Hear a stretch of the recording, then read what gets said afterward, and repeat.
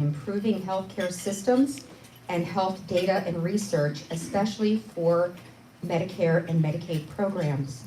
Matt worked for the federal government's Pandemic Response Authority at the Department of Health and Human Services, where he authored the H1N1 Pandemic After Action Report and was the point of contact for all U.S. physicians and hospitals seeking treatment for Ebola during the 2014 Ebola scare. During COVID, Matt's experience with the pandemic response made him a very vocal opponent of lockdowns, masks, and the mRNA vaccines, all of which he has since been shown to be correct on. Matt holds a master's degree in public health and a second master's degree in health informatics. Please join me in welcoming back for a second time, Matthew McBride.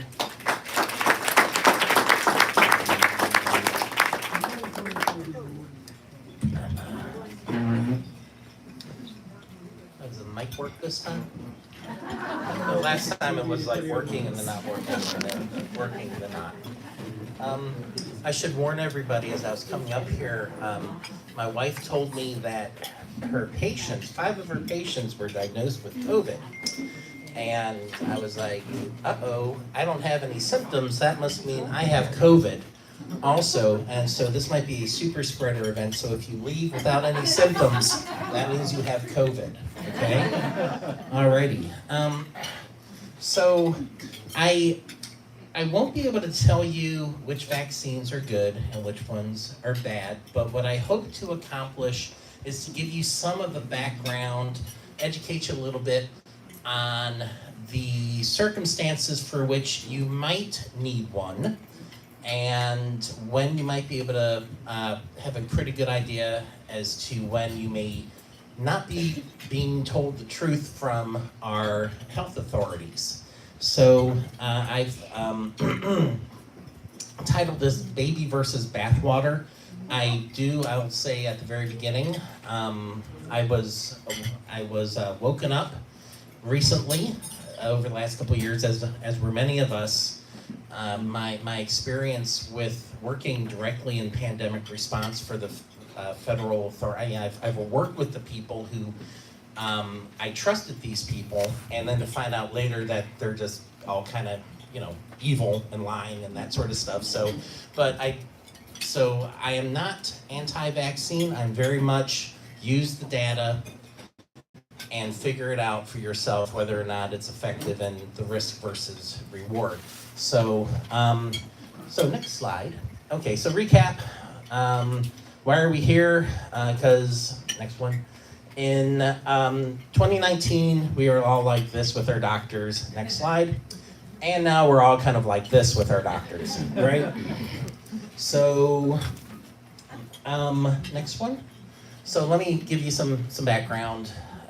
You got the little spiel that I was with the Federal Pandemic Response Authority. I have a master's in public health. I've been in healthcare for now, almost close to 30 years. Doing healthcare policy, and I now put the word expert in quotes. As we know, there's expert doesn't mean anything. My title is usually, when I'm a contractor of the feds, it's usually I'm a subject matter expert in healthcare public policy.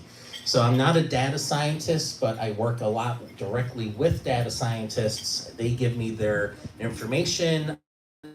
I weigh information and translate it in ways that our government leaders can figure out the best course of action. So, as you heard from the spiel, I've worked with medically vulnerable populations, so I know who's going to need a vaccine. I have an idea of how these people get sick.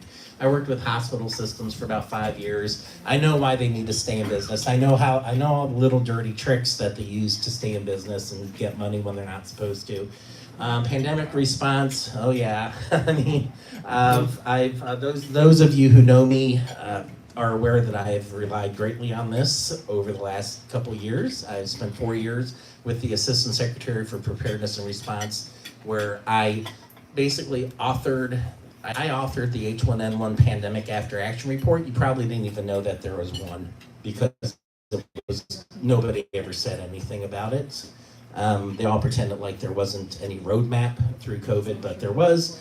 And then also did a lot of fraud and abuse work.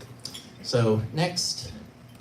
Okay, I like to start with this, and, oh, okay, which one do I hit? I guess I hit the, yeah. I usually like to start, and not to toot my own horn and say, yeah, I know all this stuff, but it's more for everyone to know that the federal government basically knows all the information that we're now questioning. They know there are answers to a lot of this stuff, and this is 120 pages that I wrote, and it's been cited in different professional journals, cited by NIH, cited by CDC, and so there are certain basic things about viruses, for which we need vaccines, right? We may or may not need them. I don't think we need most of them. The government knew that masks don't work for viruses. They knew this.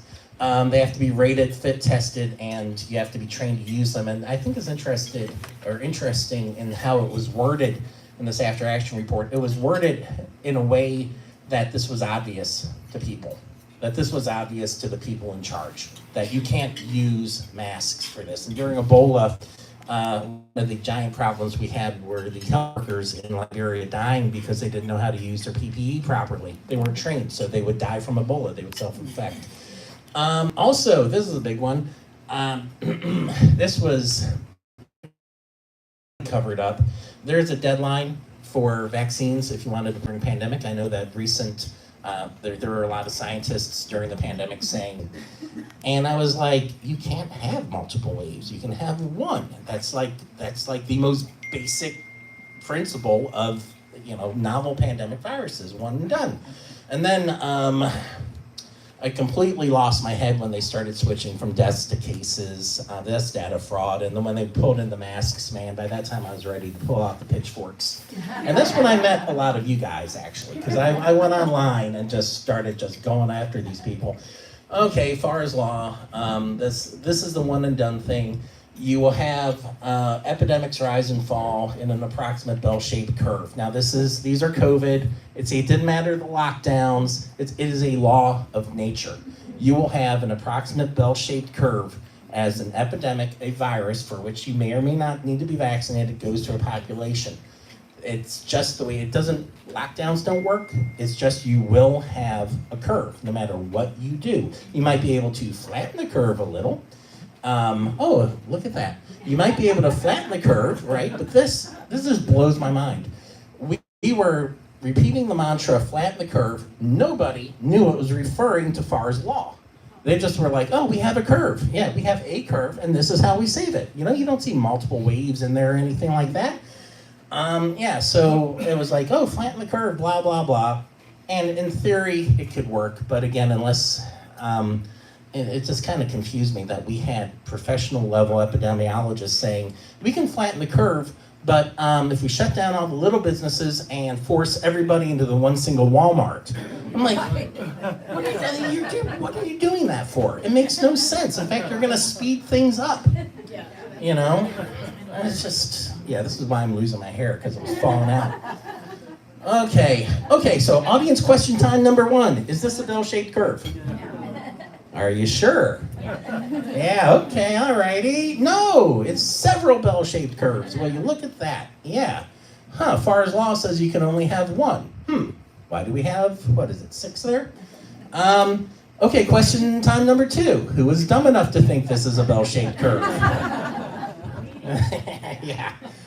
Oh, our health experts. Well, lo and behold, that's the data from the Maryland Department of Health. Our health experts were saying, oh, we had 1, 2, 3, 4, 5 different waves. These are actually, this was a reporting bump here, because how you report things can influence how it looks. This is interesting. This was our second so-called wave. I'll show you what those were actually. And this was in the winter, and then it went down, but you have a second bump. That's because the weather there was about 75 degrees. So everybody who was inside started hanging out, and they all spread it again, and up it went and back down, you see. So, and then we have 2 more bumps. Okay, audience question time number 3. What do you call the guy who graduated last from medical school? Doctor. Yeah. Oh, I love that joke when I was talking down in Annapolis. Okay, so these were our supposed COVID waves. Remember, we could only have one of them, and apparently we had 4. In Japan, they apparently had 7. Blah, blah, blah. Oh my gosh, what's going on? Oh, and this one, I just threw this slide in because this one, again, just made me... I just remember this when they're saying herd immunity can't be achieved without a vaccine. It's impossible. It's actually basically a 6th grade algebra problem. That is a herd immunity threshold formula. It is a natural mathematical consequence of an infectious disease. 1 minus the inverse of R0. R0, the base reproduction ratio, the base reproduction rate, that is the number of people one infected person can infect. It really is that easy. Flu, your R0 can be up to like 2, so that would mean 1 minus the inverse of 2 would be about 50%, if it's high. So that's how easy it is, right? And apparently our health experts didn't know that when they were saying, oh, it's 90%, you'll never get, it's like, yes, it doesn't matter that whether or not you have a vaccine. An effective vaccine might lower R0, but you don't need a vaccine for herd immunity. You simply do not. It's an algebra problem, any of us could do this. But again, people just don't know that this stuff is out there. They don't know that this is this easy. Oh God, you can see my blood pressure rising talking about this. I've got like PTSD from this. Oh my God. Oh God, this just irritated me. Anyway, okay, and herd immunity is the point where the curve starts going down. That's when you know you've reached it. Herd immunity is also when the base reproduction ratio hits 1.0. One person is infecting fewer than one person, and you can figure it out. It goes down, right? It basically goes into oblivion.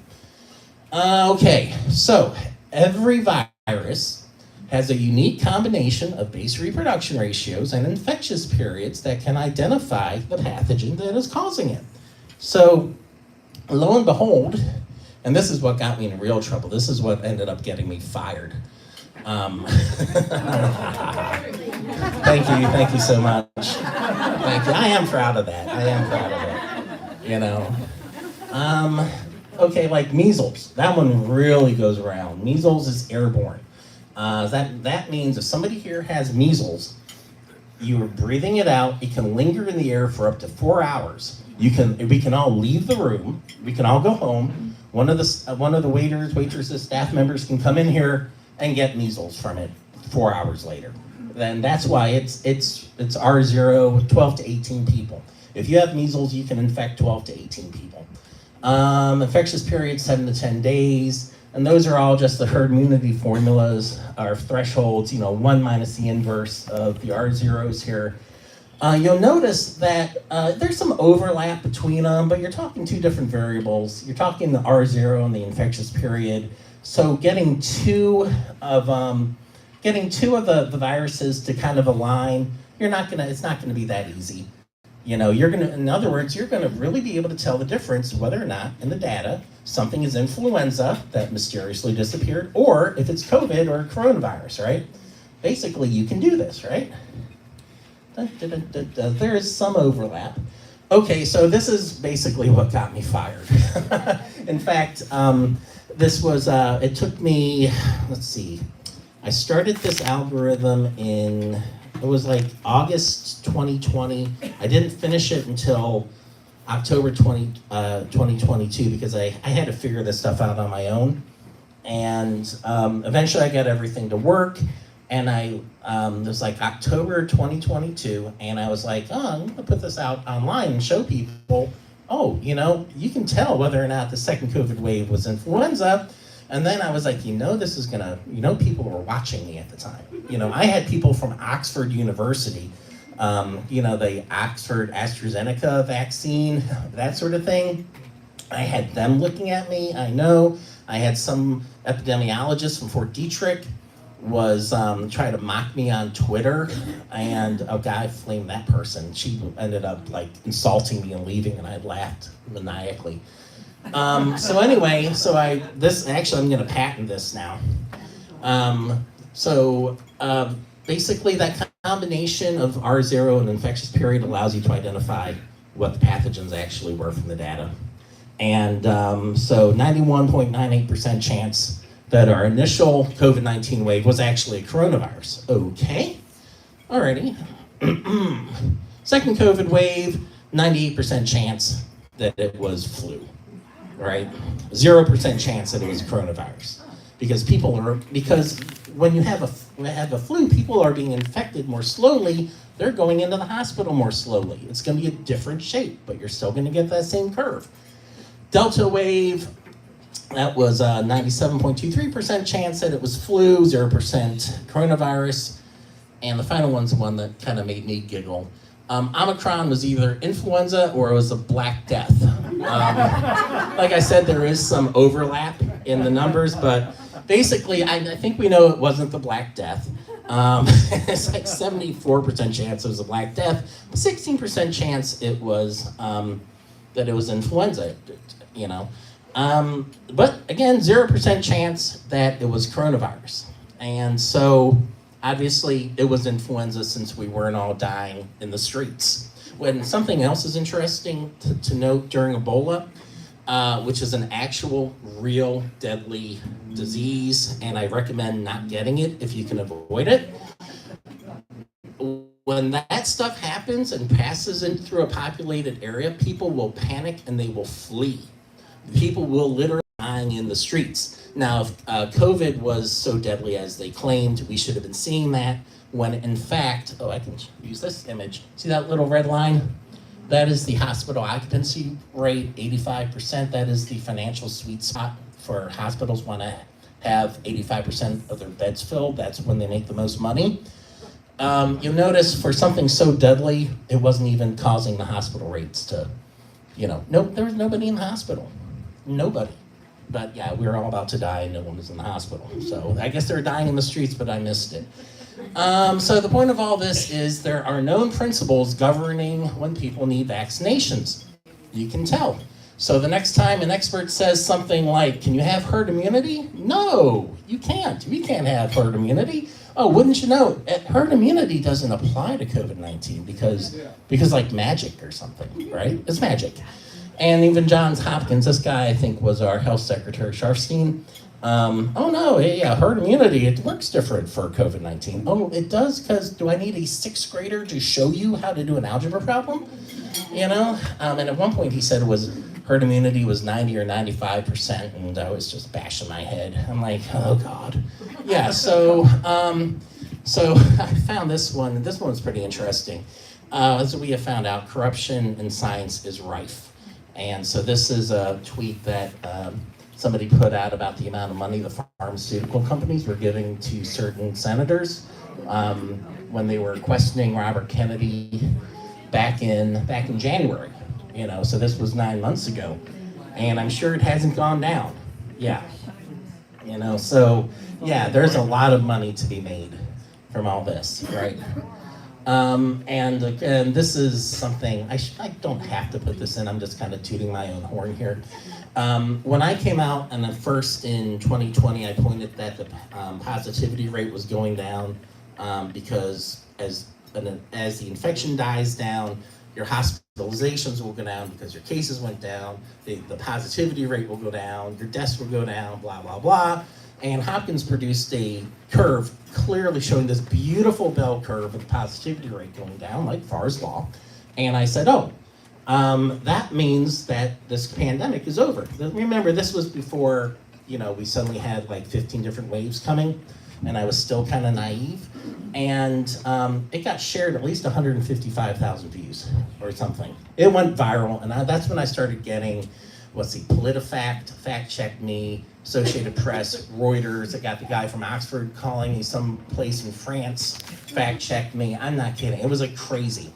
And so, of course, I had to give up the narratives. This doctor from Hopkins said, oh, you can't say positivity is the amount of infection that's in the community. You can't say that just because 80% of people are testing positive for a certain disease, that means that 80% of the community might have this disease. You know, it could be 130%, who knows? And so our governor, Larry Hogan, posted about the positivity rate going up or down. He posted something and I responded, didn't Johns Hopkins University tell you can't be using positivity as a measure of infection? And he's like, no, that would be nuts. And so I was like, I agree, that is nuts. In fact, why don't you ask them? They know my name, go ahead and tell them.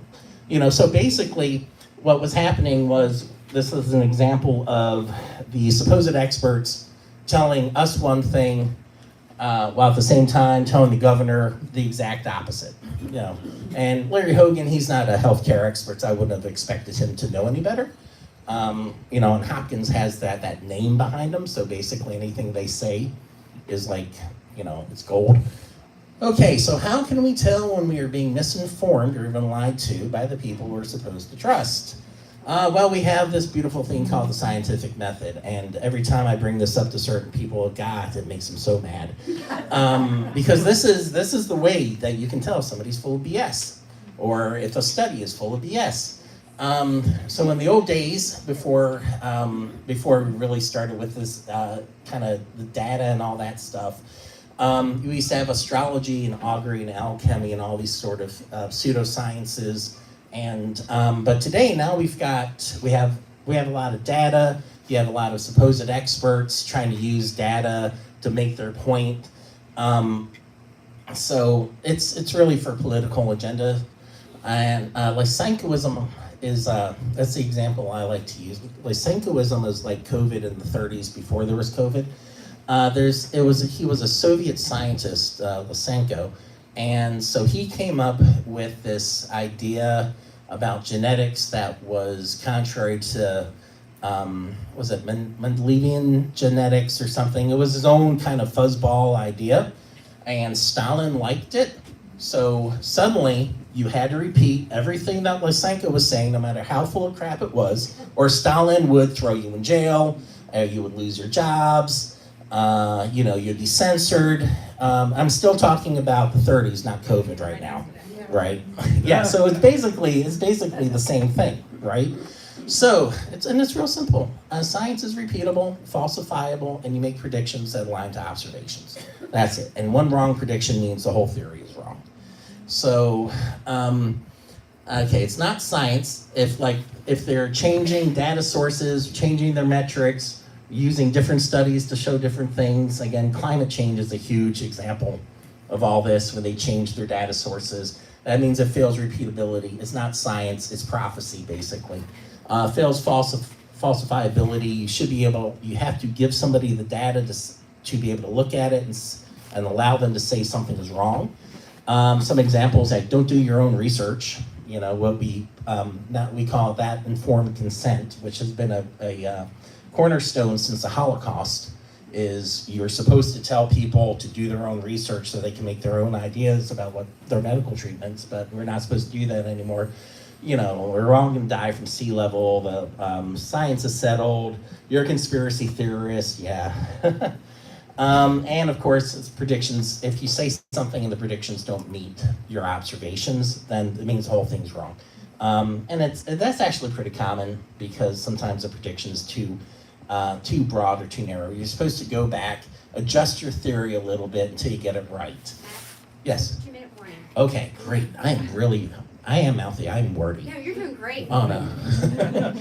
This is a very long-winded way to say. See, I knew when I was doing this, I'm like, I'm gonna do it again, I'm gonna get windy, I'm gonna get long-winded. So I can't tell you which ones are safe, but now you know how to figure it out. You know, somebody says this vaccine's not safe. You look at the data. One thing I like to use is like OpenVAERS. VAERS is the Vaccine Adverse Events Reporting System, and it compares the number of, you can see the number of, for example, deaths with one vaccine versus another vaccine, and you can get an idea as to the risk. It can't tell you the risk for that vaccine itself. It can just say vaccine X is, I don't know, twice as deadly as all other vaccines put together, for example. It can tell you that. You know, I don't know which. Oh, it's a COVID vaccine. Yeah. Right. Yeah, that's how it works. But it gives you a pretty good idea to inform your decisions. I just threw this in here. For example, we had 420 vaccine-related reports to VAERS in 2020. Because the COVID vax was so safe and effective, it jumped to 22,000 deaths in 2021. And people, that's a lot. That's almost 22,000 people, and they were still pushing this stuff out. You know, I mean, yeah. Let's see.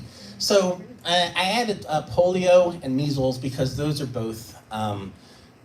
Those are vaccines that people are asking questions about. And one thing that I saw is that, it wasn't the polio vaccine that solved polio. It was, we're not using DDT anymore. Polio is one of those diseases where I highly recommend that before deciding you don't want the polio vaccine, that you do your research, because that one will kill you. So some examples. I did a little bit of my own research. Polio peaked in 1952. The vaccine was introduced 2 years later. DDT use peaked in 1959. So this went down before DDT use stopped. So obviously logic tells you that it can't be, right? That goes up mainly because of the baby boomers. I'm getting there. Same thing here, measles, and you can see the little bumps, you get your little waves, Farr's law. You had your baby boomers, you can see the peaks, and you had the vaccine, and then it dropped. Now, what this is saying, that it's probably an effective vaccine. Now, whether or not it is safe, I can't tell you. Whether or not it causes autism, I can't tell you. My oldest son has autism, he has Asperger's, but I don't think it was a vaccine thing. I think it's just something that runs in our family. So the last slide here, the paradox of success. Just because you don't have polio doesn't mean the polio vaccine isn't necessary. So be careful about that, because I see people making that mistake. And finally, life is about risk versus reward. And so before you decide you don't want to get vaccinated, you do your own research, even if the leftists laugh at you for doing it, and determine, is the risk worth the reward? For polio, I think it would be. I think, if they had an Ebola, if Ebola was coming through here and they had a vaccine, I think that would be worth it. Flu, I don't think that's worth it, So it's up to you. And then finally, thank you very much. I just like this slide because these are some of the insults that I was getting when I was trying to tell people, you don't have to worry about dying from COVID. And, I guess a lot of people wanted to worry about it, so I don't know. So thank you very much. We're very familiar with insults in this club, so we're in good company. I'm so glad we brought you back. I'm truly Glad to be here. And you're not going anywhere, right? No. Stick around, Q&A. Yeah. There's plenty of time. Yeah, my family's at IKEA and they're coming back for me. Okay, you're shopping. All right, I'd like to introduce Linda Ali Khan. Linda Ali Khan received her nursing degree in 1970 at Union Memorial School of Nursing. With the exception of 2 years spent in Vermont, Linda's career was predominantly focused at Union Memorial. Her primary responsibilities were in ICU, radiology, and OB/GYN. She's been married for 54 years and has 2 daughters, ages 46 and 42. Please let's warmly welcome retired nurse Linda Ali Khan as she shares her COVID vaccine journey with her daughter Leah.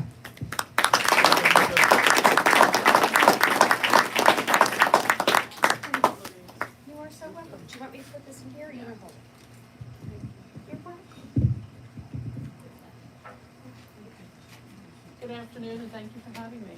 I'm just going to share 2 very quick stories about the COVID vaccine. I'm going to share 2 very quick stories about the COVID vaccine. One, I got permission from a very dear friend to talk about her husband, who about 2.5 years ago went from working to dead in less than 3 weeks.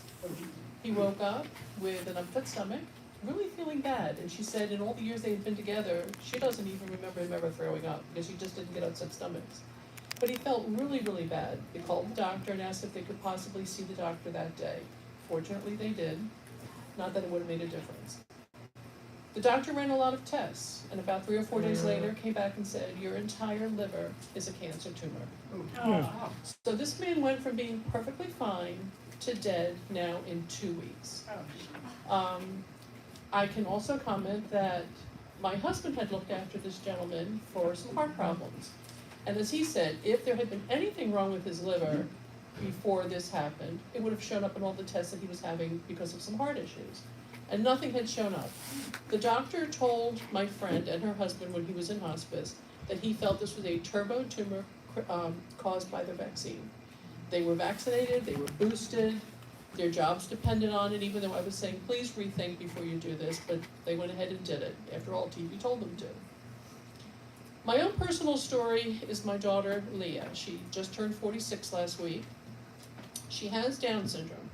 And that's important because there is a genetic link between trisomy Down syndrome, which is the most common form of Down syndrome, and Alzheimer's.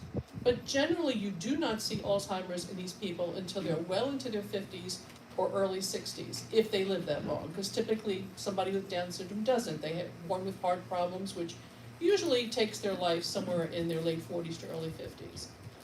My daughter was considered high functioning. She had been working competitively since the age of 20. She spent 8 years at Bally working as a porter, and then she moved on to the Giant where she was a bagger. She was in really very, very, very good health. I mean, much better than most of my friends. She got the Pfizer vaccine, and I will go to my grave blaming myself because I didn't get it. I had great reservations about it. I started to see groups of people were exempted from getting it. And I thought, well, why are they exempted, but yet they're forcing other people to get it to keep their jobs? So I kind of questioned it, and I told my husband not to get it. Of course, he did. And I caved to my daughter's agency. She was living in a group home. They had mandated all of their employees get it or they could not work. And they were pushing their clients, my daughter being one of them, to be vaccinated. I hemmed, I hawed, I kept getting daily emails. My younger daughter, who was a judge at the time and is currently a Biden appointee with a lifetime appointment on the bench, was threatening me with child protective services if I didn't vaccinate her. Now, whether there'd be a case or not, because my daughter was 41 at the time. And I didn't really cave to my other daughter, though she really made life very difficult for our family. I just caved, I guess, because everybody was coming down on me, and I let my daughter get the vaccine. 2 weeks after the second Pfizer, it was a Thursday, 2 weeks exactly, she was with me because we spent every Thursday together. We happened to be at the Giant, where at that time she had worked for 13 years. We were standing in front of the deli waiting for our turn, and I looked at her and she was just gone. There was just nothing behind those eyes. So, being a nurse, I know what a stroke protocol involves. I put her through a stroke protocol, nothing positive. She continued to be very confused and not really aware of her surroundings, and this went on for 3 or 4 minutes. I mean, I didn't time it, but it wasn't very, very long. Finally, she kind of like came to her senses and started talking to me, but she seemed generally confused. And here we were standing in a place where she worked for 13 years. So we get our groceries, we check out, we walk outside, and what comes out of her mouth is, "Hey Mom, where's your car?" Now mind you, my daughter had the memory of an elephant, and she always knew where the car was. That's why I like taking her places with me, because I never knew where I left my car. But she always knew, and I thought, well, this was odd. So I started to watch, and over the course of the next, let's say, 4 to 6 weeks, she was forgetting to bring her paycheck home on Friday. She was forgetting to call me after work, things that she had done for years. And I'd call her and I'd say, "Leah, you forgot to call me?" She goes, "Yeah, do I call you?" So I started asking her staff to please keep a calendar and notice things that are unusual. And living in a house with 2 other roommates, they had chores. She would forget to put the trash out. She would forget what days the trash got picked up. And it just progressed and progressed and progressed. And it got to where she was leaving her pocketbook places, and finally everything was taken. Her money, her cards, her medical cards, her ID. She was picking up her paycheck if it was given to her and then leaving it like in the dairy section of the Giant where we found it. Just every day there was something else. So I was concerned, since my father had died of a glioblastoma, which is a very aggressive growing brain tumor. It can be benign or it can be malignant, but regardless, it's terminal because of the way it grows. And I was concerned that maybe she had a brain tumor, so we had tried to get an appointment with a neurologist. The earliest appointment I could get was 9 months. And I was being told that neurologists were overwhelmed with new patients. Now I know why. A lot of these neurological problems. Well, again, being concerned about a brain tumor, I called in some favors, asked my husband, who's a physician, could he please ask a friend. So we did have a friend who was kind of getting ready to retire, but he was able to evaluate her, and if anything else, order the tests that she needed, EEG, MRI, all of that. And she indeed had Alzheimer's. Her brain was starting to shrink. The EEG showed quiet parts in her brain that should not have been quiet.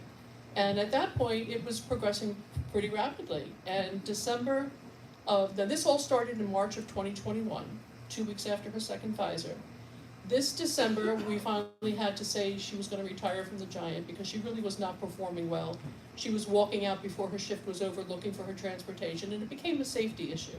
The Giant was wonderful. They would have kept her because they loved her. She'd been there for so long. The customers loved her. I mean, some of them even know her. But it was really a safety issue having her outside looking for her transportation when in fact her shift really wasn't over for another hour. And over the course of the holidays, she lost the ability to walk, to feed herself, to bathe herself, and to toilet herself. We had to move her last week into a more accessible group home that has a handicap ramp. She spends her day in a wheelchair, and she has no quality of life. She can do nothing. She can no longer color, latch hook. We had to take her phone away from her. We didn't have to take it away, but she wasn't using it, so I went ahead and took her off our plan. She cannot make phone calls. She cannot answer the phone. She can do nothing. And I will go to my grave blaming the Pfizer vaccine because prior to that, she was perfectly fine, healthy, functional, and as I said, she was considered high functioning. She had a wonderful life. She traveled. She did many things my husband and I never did. She traveled overseas. I mean, she had a wonderful life.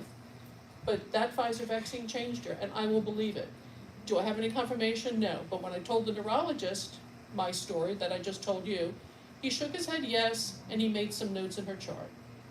But he wouldn't say, oh yes, I've seen this. And I so much wanted him to say, I'm seeing this, but he didn't. But as I said, I will go to my grave blaming myself. So, I don't even get flu vaccines anymore. And actually, just as a little note, now my husband will disagree with me, but he really has no premise to. He ended up getting the J&J. Again, he wanted to make his younger daughter happy, and she was just really on her case about these stupid vaccines. He got the J&J, and a few days after that, it was pulled off the market. We've been married 54 years. I have never known him to be in a deep sleep where his hands and his feet shake like this, but they do almost every night. Now, I tell him in the morning, he says, no, they're not. Well, he's asleep. What does he know? But he wakes me up because the shaking is annoying.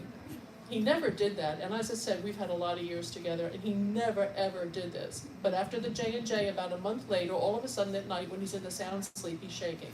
I'll blame the vaccine for that. So that's my story. Thank you.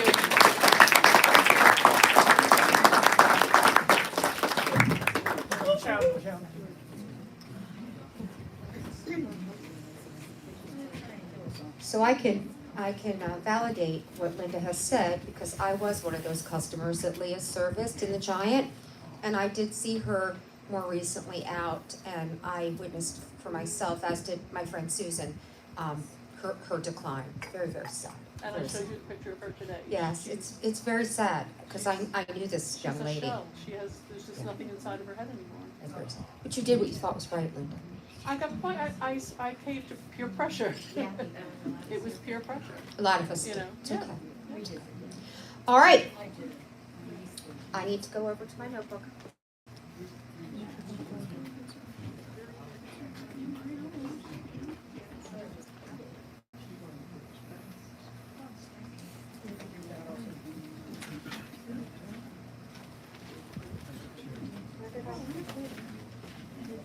I am without something I need quickly.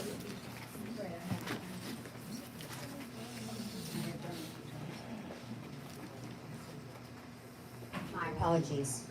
I'm now going to introduce Emily Tarcell. Emily Tarcell is a retired psychotherapist, researcher, and past president of the Licensed Clinical Professional Counselors of Maryland. More recently, Emily founded both Health Choice Maryland and Children's Health Defense Maryland. In July of this year, Ms. Tarcell testified at a congressional subcommittee hearing entitled Voices of the Vaccine Injured. Please join me in welcoming Emily Tarcell.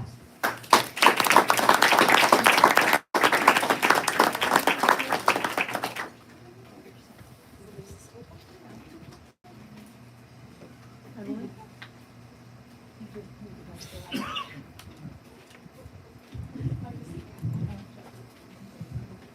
I just nod to you? Sure. Okay. All right, can you hear me? No, Can you hear me now? no. You need to talk louder. How about now? Oh, yeah.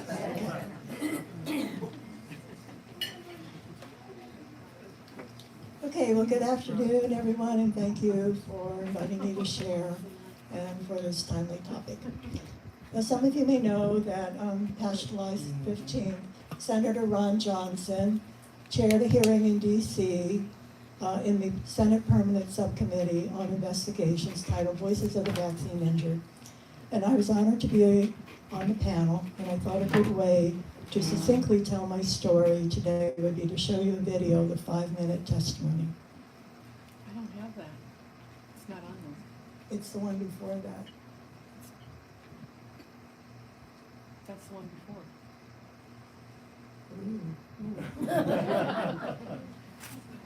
Well, I have my laptop. I'll see if I can grab it somewhere. Okay. So go ahead and I'll research. Okay. And this isn't the next one. I don't know what you grabbed.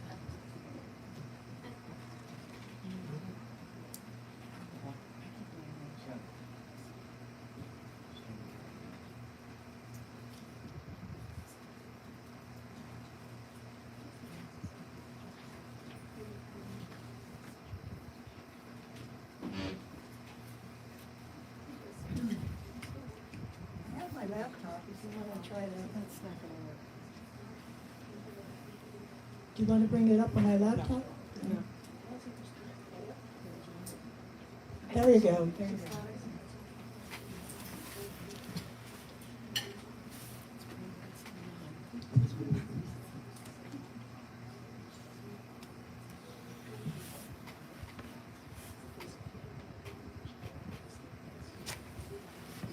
Okay, there you go. Psychotherapist and former president of the Licensed Clinical Professional Counselors of Maryland. She's here today to talk about her daughter, Christina. Ms. Tarsell. Chairman Johnson and committee members, thank you for this important hearing. My name is Emily Tarsell. I'm a retired psychotherapist and a mom. I was blessed with Christina, a healthy, bright child who grew to be a beautiful, caring person, gifted athlete, artist, honor student. In 2008, my 20-year-old daughter had her first GYN appointment. The doctor recommended the HPV vaccine, and we were told it was safe and effective and would prevent cervical cancer. We were not given any literature. We were not told of any adverse side effects. Ads conveyed a sense of urgency about getting Gardasil before exposure to HPVs. So Chris had always gotten the childhood vaccine and agreed to the shots. After vaccination, my daughter developed new conditions: joint pain, chronic sinus congestion, intermittent rashes, rapid heartbeat, dizziness when standing, unusual fatigue, and arrhythmia. We saw doctors, and Chris had an EKG, which came back normal. So we thought everything was okay. We later learned that this was the wrong test and Chris should have had a Holter monitor. No one connected the dots because even doctors are uninformed of vaccine adverse events. She continued with the shots, and 18 days after the third shot, she was found dead in her bed at college. You cannot imagine the hell of seeing your child like this. You struggle with the reality. How does a healthy young lady with no pre-existing conditions suddenly die in her bed? An extensive autopsy ruled out drugs, trauma, or organ issues, and the cause of death was undetermined. We did not connect Chris's symptoms to vaccination initially until we discovered multiple reports from others too. My doctor advised me to file a VAERS report. I also called the FDA. They did no follow-up with me and took a year to obtain her medical records. They did one test for strep, which was negative. End of their investigation. Conclusion, cause of death undetermined. Merck, the manufacturer, also filed a VAERS report and gave a false, non-substantiated explanation for Chris's death. Finding out what happened became my mission. I connected with other moms, experts, reporters, and with Diane Harper, the lead investigator during clinical trials for Gardasil. She was critical of the fast-track approval and of the marketing of the vaccine. I learned too late that HPVs clear on their own 90% of the time, and that cervical cancer is almost entirely preventable with Pap screening. I learned that the incidence of HPV-related cancers is very low at 0.001%. I learned it has never been proven that the vaccine prevents any cancer. And I also learned that pharma is protected by law against lawsuits for vaccine injuries. Our only option for investigating Chris's death was to hire an attorney and file a claim in the NVIC program. My super attorney, Mark Sadaka, filed our claim against HHS in March of 2010. Our world-class experts, immunologist Dr. Schoenfeld and cardiologist Dr. Eldar, were prepared to describe at the molecular level how Chris had died from a fatal arrhythmia induced by an autoimmune response to Gardasil, which caused antibodies to attack the calcium channel in her heart. After 8 years of litigation, HHS conceded by preponderance of the evidence that Chris died from her HPV vaccinations. Chris died from a vaccine she never needed, which was falsely advertised to prevent cervical cancer. She was the 23rd of 32 deaths reported in 2009. By 2023, there were 73,366 VAERS reports, including 555 deaths. Only 1% get reported. Additionally, of that 1%, almost 70% of the reports came from Merck, and 9 out of 10 of those reports lack sufficient information for follow-up. And despite this gross underreporting, FDA stated there were 3 times more adverse events reports for Gardasil than all other vaccines combined before COVID.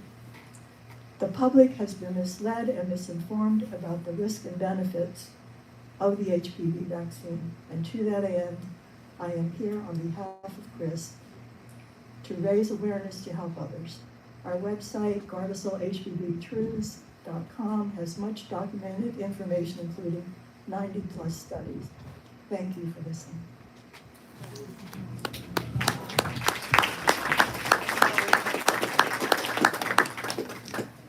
Thank you. And I wanted to share with you the follow-up. Some of you know my story, and others may be hearing it for the first time. And I'm grateful for the compassion that was extended to me for my loss and my daughter's loss unnecessarily on her life at only 21. Since Chris's death, I have learned that we were duped. And I'm here today, not just to tell my story, but to unblind the truth. Consumers are kept in the dark about the HPV vaccine and misled about the benefits. Gardasil was one of 2 HPV vaccines licensed in 2006 to allegedly prevent cervical cancer, which has never been proven, heavily marketed to youth, and we were told it was safe and effective, yet by preponderance of evidence, the government conceded my daughter died from her Gardasil vaccine. How does the FDA and the CDC determine the safety of a vaccine like Gardasil? Clinical trials, right? Wrong. No true placebo was used during clinical trials. Additionally, it turns out that when a new vaccine is marketed for widespread use, the safety profile is unknown. So consumers are actually participating in a clinical trial without their knowledge or consent. Consumers are misled. The CDC does not know if a vaccine is safe when it is released to the public. They do know that some people are going to be harmed and even die. They just don't know how many. So consumers don't know that. consumers are told it's safe and effective. So in 1990, the government created, next slide, created a system called the VAERS, the Vaccine Adverse Reporting System, to track the frequency and severity of adverse events after vaccination, and they compare the reporting rate to an alleged benefit from taking the vaccine. So it's all about the numbers and filing those VAERS reports. Next slide. So probably most of you have not seen a VAERS report before. Here's an example. I know you can't read it, but I wanted to show or point out two areas where you record your information about what happened. The blank area in the middle there is where you write in a report, a handwritten narrative about what happened. And then to the right, there's a checklist for certain outcomes. Next slide.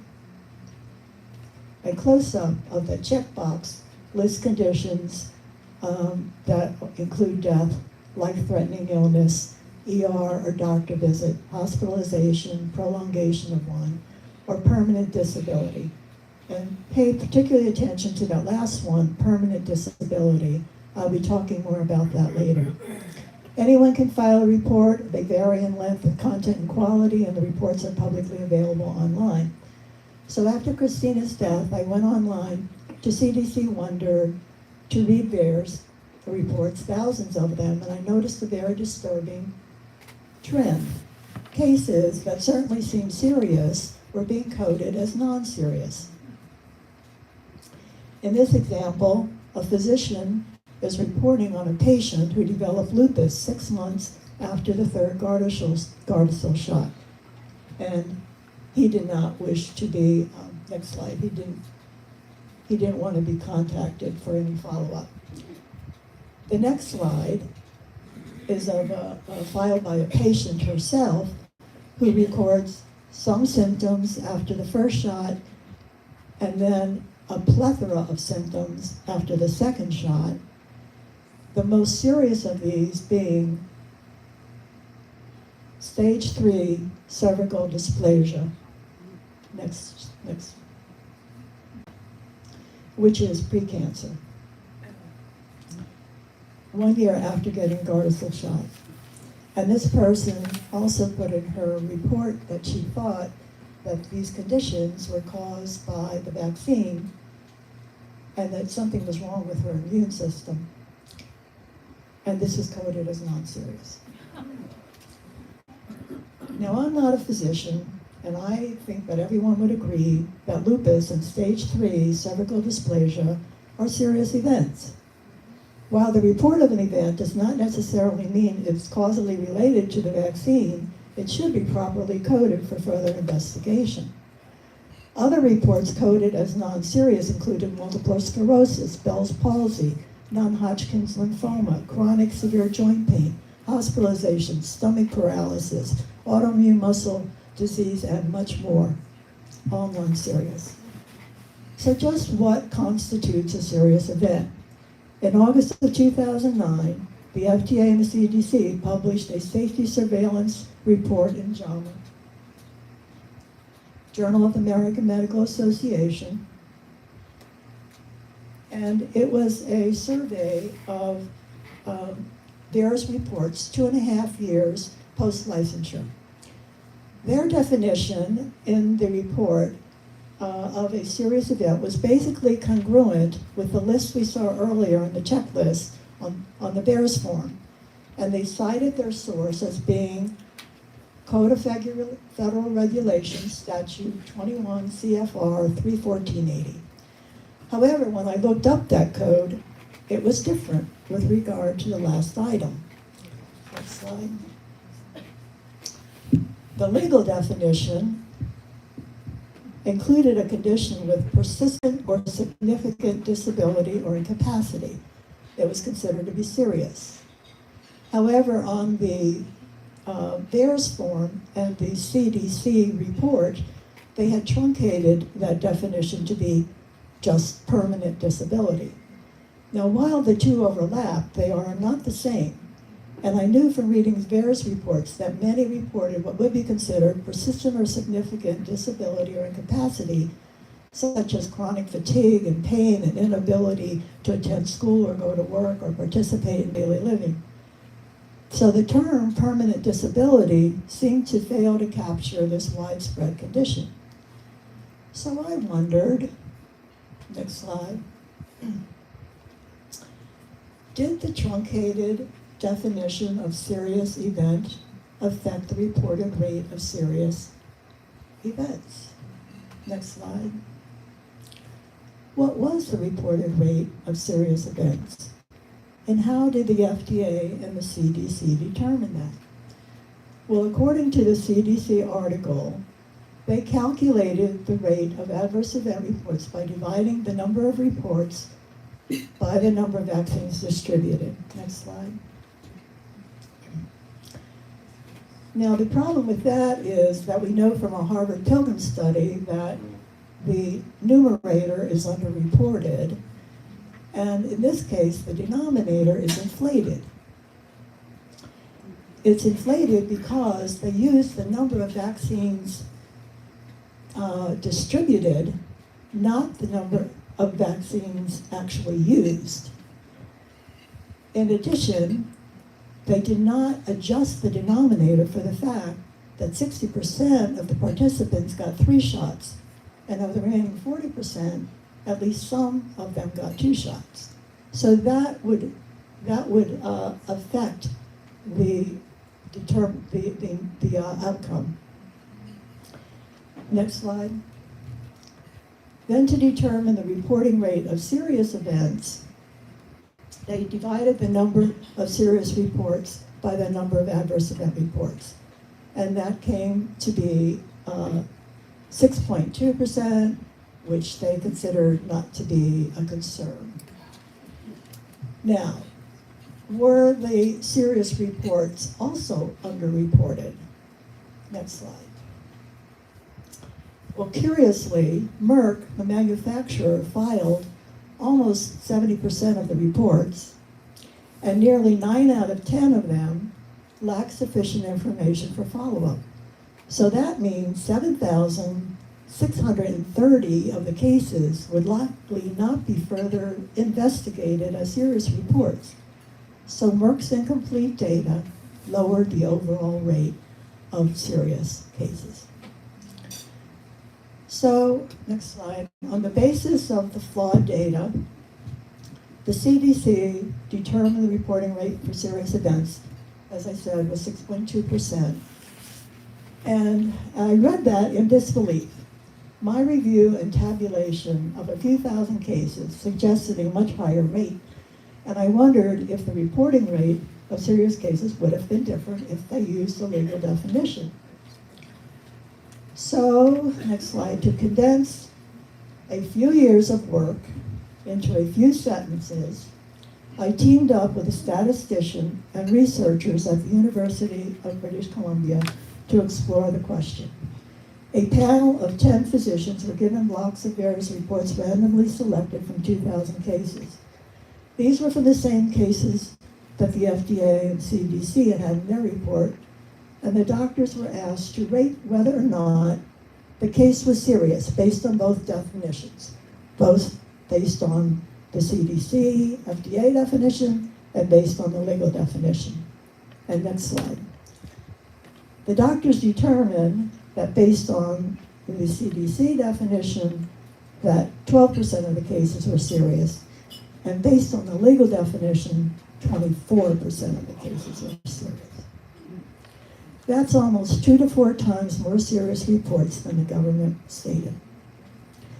And incidentally, after the first publication of our paper, the CDC quietly changed the criteria on the form from permanent disability to disability, permanent damage.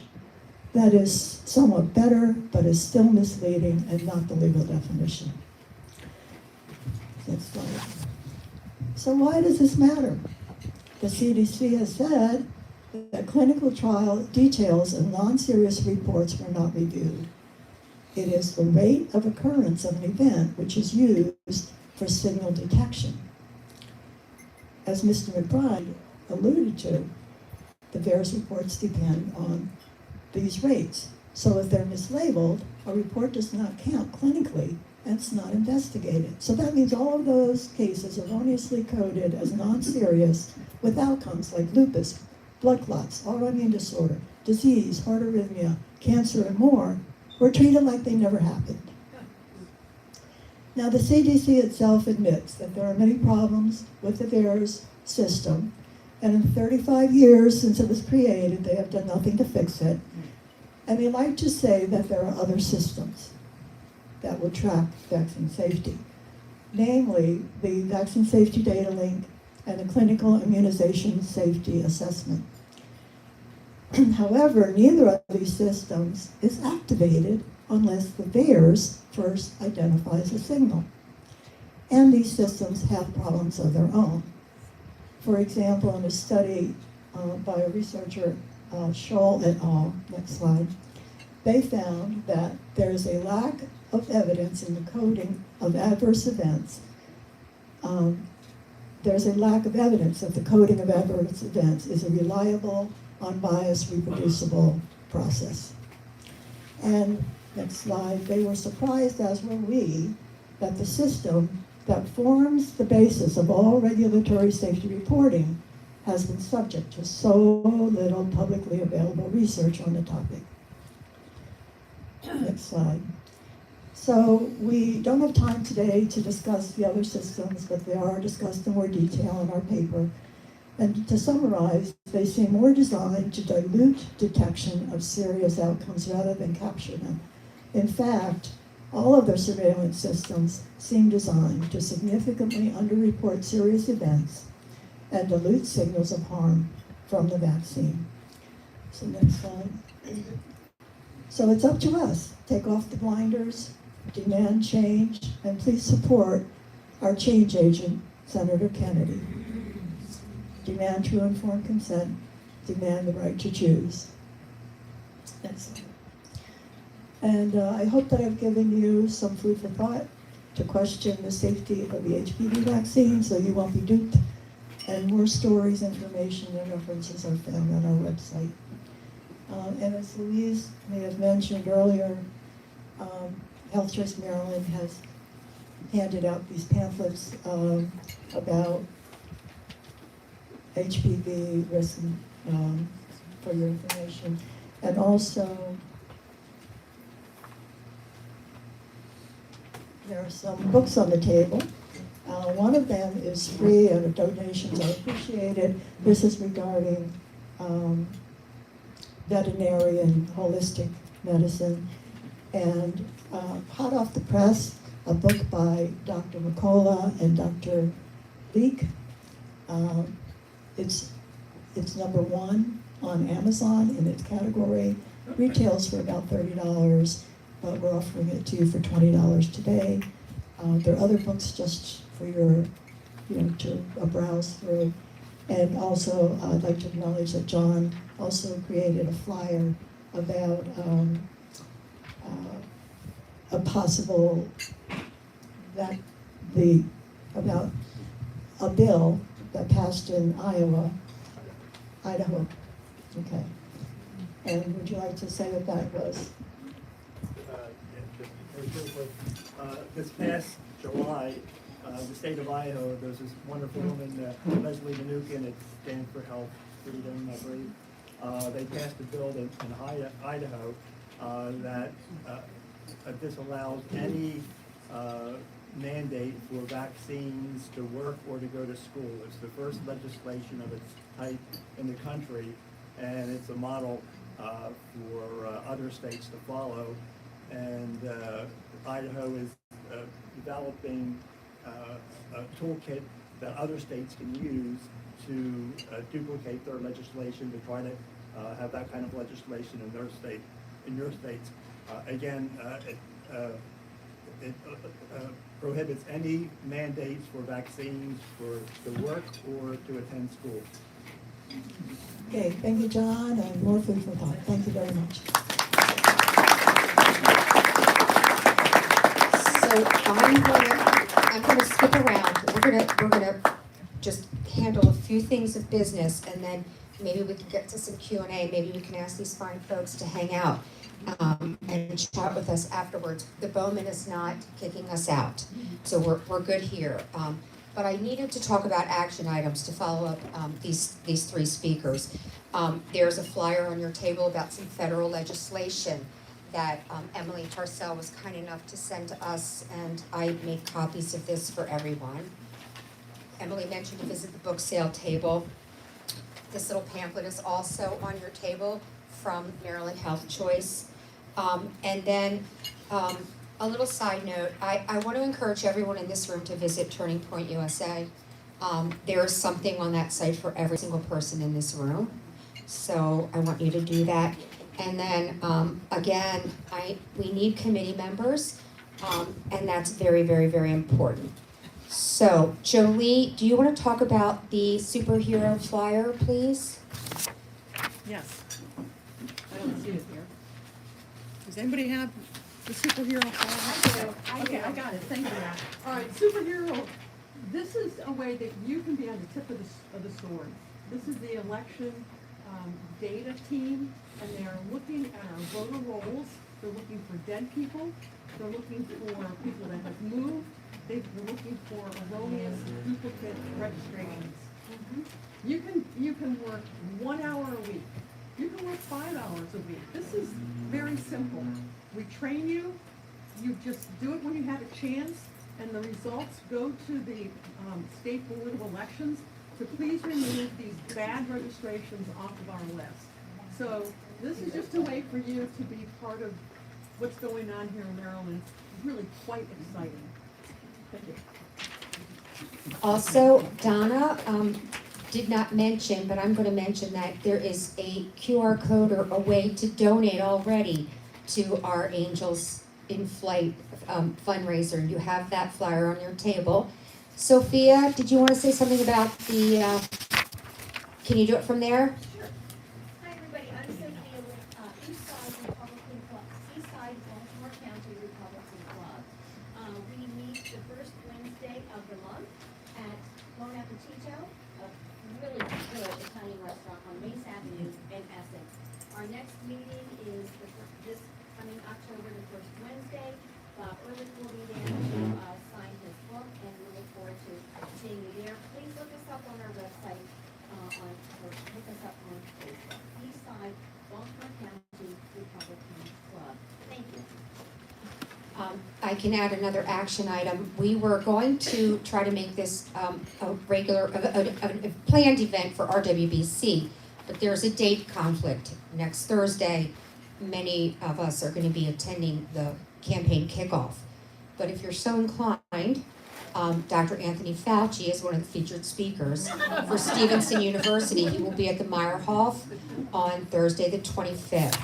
And I have a little more information if anybody wants to make a sign and just go down there and give a piece of your mind. That is also an option.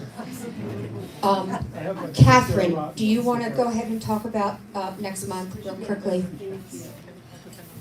Hi everyone, my name is Catherine Bernard, and I am the chair for the nominating committee. And what that nominating committee is to get names that I hope you will all contribute to. But also, the committee combines these names and researches these people and to vet them for positions in RWBC.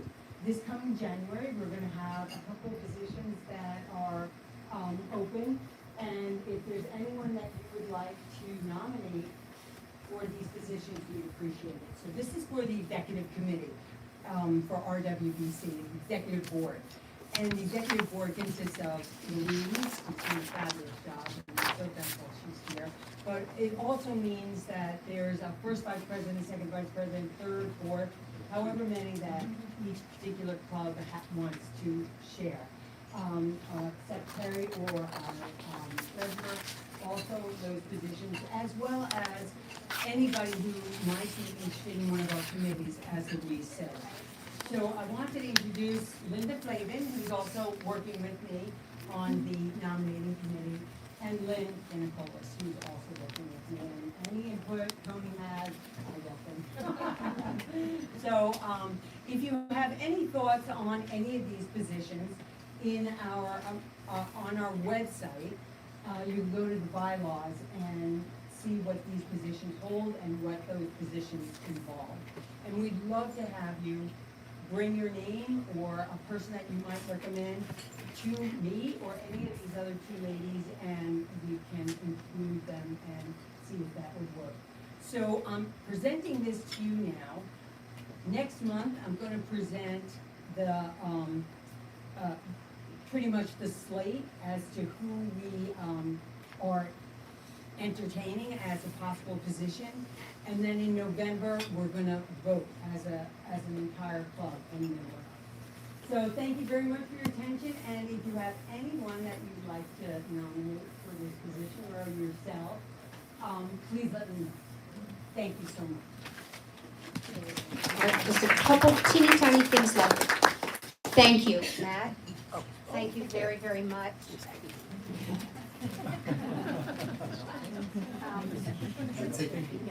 Emily, thank you so very, very much for being one of our speakers. And Linda, you're welcome. All right, so are we gonna try to do the okay. What's your question to me? Oh, question and answer. Let's go back. Anybody have a really pressing question that they want to ask before we adjourn? Chris? Craig? Yes, I just got a question for, Emily? Emily. Can you tell us something about the Maryland landscape? What is the legal requirement for vaccines for children, adults, anything like that? Is there any legal requirement that you must take these vaccines?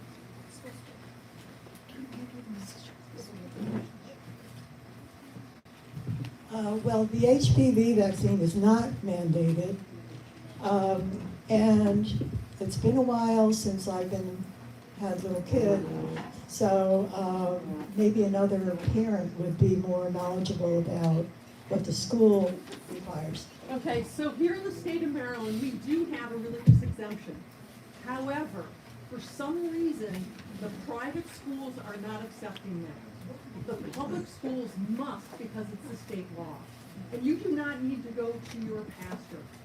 A religion cannot be questioned. You just say that you are religiously opposed, and that's the end of the story. That is the law. A private institution But does not have to obey it. That's right. I don't know why they're acting like Not all. fascists. It's the Catholic all. diocese. I'm A lot born of and them. raised, I'm cradle Catholic, and I hate to say it, but the Catholic diocese, I think, is putting down the pressure on John Carroll, and we're up in Harper County, and those kind of schools, and they're putting the pressure on for them to have a vaccinated student population where it's completely irrelevant and evil and you name it, but, yeah, I think if you put your letter in, Jolie's right, they can't question it, but if you put in the detail, I feel like the more you supply with biblical references and, you know, not messing with your body and, you know, God-given immune system and stuff, I think that you can try to counter it. Yes. My daughter goes to Harper Christian School, and thankfully, they have not questioned it. All I had to do was give it to the school nurse, qualify that I'm religiously, you know, opposed to the rest of the vaccines, and they haven't questioned it. So some private schools, but they also don't accept a single dollar from anybody. So, yeah, I'm not sure. It's a mixed bag. Yeah. It is illegal. Okay. Yeah, if you need to, I think there's a good legal argument that the Catholic Church is acting at the behest of the government in this, because they follow all of the education rules of the government, even though they're not subject to it. So they're just interchangeable with the government.